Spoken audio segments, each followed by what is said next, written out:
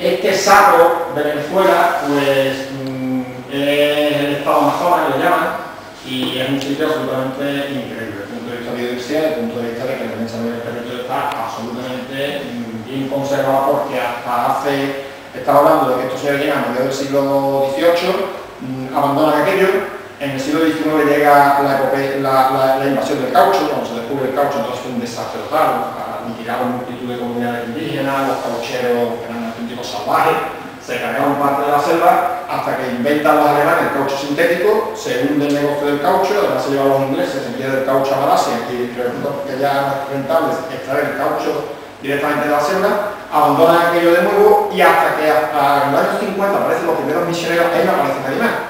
Con lo cual estamos hablando de que yo he estado con viejos, entre comillas, que ellos nunca habían visto un blanco hasta los 10 o 14 o 15 años, y se entera de que existían los blancos, o sea, que son personas, y por supuesto que eran comunidades yanomami que todavía no han sido contactadas con nosotros, ¿no? ¿Cómo es el estado este? Pues el estado este hay una sola ciudad, estamos hablando de una superficie doble que Andalucía, tiene 80.000 kilómetros cuadrados, tiene 160 y tantos mil, lo cual la mitad es una reserva de la biosfera, que es de los años.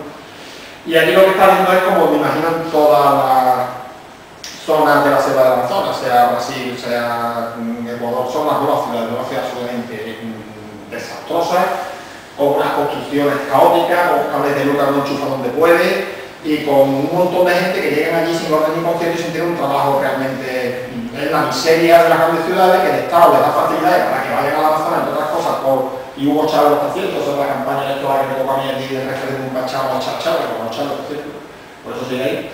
Entonces incentivan a la gente, vete a la selva, que aquí hay territorio libre, con esa idea de que la selva no es de nadie, ¿no? Cuando se va a ir allí, no es de nadie, efectivamente, pero allí, ¿no? Entonces la única ciudad que les propaga mucho es la ciudad, cuando estuve la primera vez, hace 15 años tenía 50.000 habitantes, cuando estuve la segunda, hace 8 años tenía 100.000 y ya tiene 160.000. Claro, el desastre total que supone este tipo. Estos son los barrios nuevos, la deforestación que están ocasionando es enorme, sobre todo es una población que no puede mantener el medio, porque como veremos ahora y ustedes saben, la selva es capaz de mantener una población pequeña, en grupos nómadas, aislados, que están explotando la selva desde el punto de vista de la caza, de la pesca, como de la agricultura itinerante de la pequeña y de producción de huertos, ¿no? Estos 160.000 personas que ocurren están creando una demanda de pescado, de carne, de caza, que está acabando con todo. El problema fundamental. Una que está muy localizada al norte, como mucho, la única ciudad está arriba de todo, como si la única ciudad de Madrid para abajo fuera Cádiz. El entorno de Cádiz estaría arrasado, por lo tanto, a Granada, y aquí resulta que no existe.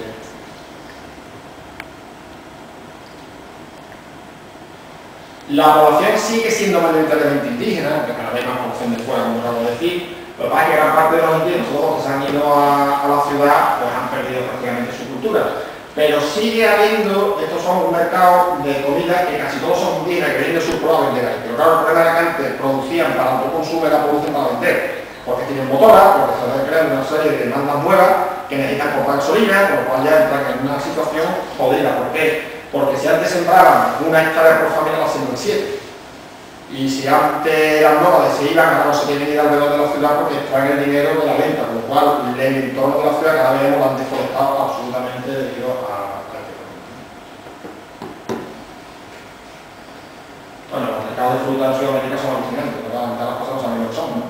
Pero es lo mejor que hay de pescado que encontrar. En el Orinoco hay 2.600 especies de peces. En España no sé si hay 200, ¿no? 2.600. Son pirañas. Están buenísimas, por cierto. Por aquí. Pero ahí no se cuántas especies de piraña. Mi sobrino que viene conmigo vio los expertos en peces y es que estaba alucinado. Claro, allí acostumbrado a entrar un río, hay 5 especies, 7 especies de peces, y te dicen, no, una fuente del Orinoco donde se abastece cosas de mucho agua con 500 especies. Claro, las dimensiones que llega uno, dimensiones en tamaño y dimensiones en diversidad. Y por supuesto a comer migas, ¿no? Porque también estamos acostumbrados nosotros a nuestra cultura, a nuestra dieta, pues siempre digo, oye, no como los camarones, pues hay que se diferencia un camarón de esto y un caracol y un caracol. Pues está malísimo. Sí, de verdad, porque además las hacen con una salsa que es la catara, que es pescado podrido, la pizza de que lo dejan pudrirse, pero me gusta mucho la comida fuerte y le armaduran en eso y yo creo que tío. Yo me doy muchas cosas aquí, pero lo de la hormiga, y otro de los problemas es la entrada de la política en el mal sentido de la palabra. O sea, las comunidades indígenas hace 50 años dicen, tú eres del partido este, partido del otro. Eso no existe. Y las diferencias se debaten entre los ancianos y existe una persona que tiene una autoridad moral sobre la población, son las personas mayores.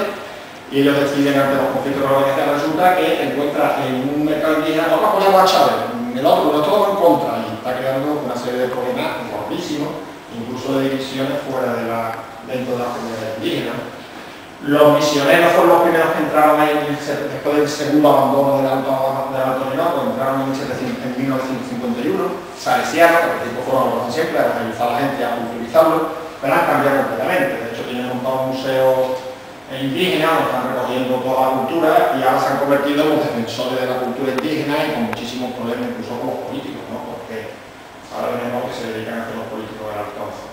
El problema que hay también es un problema de la frontera absolutamente artificial, este es el Orinoco, la Amazonía todo el mundo va a ser como decir, una ciudad mundial, el 60% de la Amazonía es colombiana, de Venezuela, por el sur de Venezuela, Colombia, Ecuador, la zona que he explicado antes, es más adelante de Perú y es más adelante de Bolivia, o sea que también se olvida. Además, si son 6 millones de kilómetros cuadrados, supongo la superficie mayor que lo que Europa occidental, ¿no? En concreto, esta zona, que es la que os voy a cortar un poco, pues, aunque parece muchos coloniales, son selvas, aquí parece muchos coloniales, dice, bosque mediterráneo, pino, eucalipto, cultivos, herbáceas, no sé qué, todos selvas, son selvas distintas. Claro, uno va allí lo ve igual, que es lo que pasa cuando uno no entiende de museo y todos los pavos son iguales, no entiende de música clásica y toda la música es igual, ¿no? Pues esto todo es igual, ¿no? Pero hay una zona que tiene una población inundada, que es increíble, o sea, 6 meses al año la selva tiene 1 metro de agua. Es la Caatinga, en la Amazónica, ¿no? Y además es una zona que tiene una enorme cantidad de espacios naturales protegidos, ¿no? Más de la mitad de espacios protegidos, esto es una reserva de la biosfera, lo venden. Esto es un parque nacional dentro de la reserva de la biosfera. Este parque nacional tiene 5.000 y pico de 5 millones y pico de hectáreas, que supone más de la mitad de Andalucía, es un parque nacional, ¿no? Esto es otro parque nacional, esto es otro parque nacional que está dentro de la reserva de la biosfera. Estos marrones son monumentos naturales, son los tecuya, que lo comentaré, y los rojos son zonas de interés estratégico militar, que son zonas fronterizas, y las fronteras se están delimitando ahora, las fronteras todavía, porque las fronteras todo España y Portugal una línea, y dice, por aquí va Portugal y por aquí va España. Entonces la Venezuela dice, el tratado que firmamos con el pueblo portugués es lo que definirá nuestro territorio, pero claro, está pintado en un mapa que nada más que el trazo de la pintura son 80 kilómetros de ancho, ¿no? Nivel de todavía preguntar por dónde está. Entonces al final decidieron que lo que es el Orinoco es Venezuela y lo que es el Amazonas es Brasil. Pero claro, el conflicto está aquí. Entonces al final decidieron que el río, el límite entre Casillales, que es este, pues al final se queda en Brasil, en Venezuela, porque es agua del Orinoco. Y hasta que llega al Río Negro ya es agua del Amazonas, por lo cual ya hay conflicto. Y siguen todavía, o sea, hay una serie de problemas de límite entre todos estos países porque los límites son absolutamente inventados, ¿no? Bueno, aquí la forma de moverse es o a pie, o en barco o en avioneta, no hay otra. Para llegar hasta donde llegamos fuimos en avioneta, toda la vuelta le hicimos en mar. La avioneta para adentro. Ahí la veis. Con un hélice. Yo no tengo moto, siempre tenía vestido, la tira se me apaga mucho. Yo le pero si se paga esa hélice, ¿qué pasa? Pues el tío con el que íbamos era de una piña, ¿no? Era el sobrevivido, pero vamos, ahí sacamos. Y todo el material para todo el mes que iba a costar todas las características. Al salir de Puerto de Ayacucho, que es el último sitio donde se puede llegar en barco antes de los rodales, que se llama, rodal, pues a partir de ahí, al revés, que son imágenes diferentes. Pues lo que me encuentra es con la selva. Y no hay cosa más monótona que la selva. Decía Rómulo Gallego, que es un famoso escritor venezolano que os recomiendo que leáis la novela Canaima, con el Santa Bárbara, que es muy famosa porque tiene una telenovela también, con una película sobre ella, pero eso lo llama. Canaima es la epopeya de los cocheros. Y hace una frase que decía árboles, cuando estoy está desesperado ya de selva, nos dice la bastante monotonía de una diversidad infinita. Y te dicen que hay 40 especies de árboles por hectárea, te lo tendrás que creer, yo creo que es igual. Y que recorres en avión 500 kilómetros de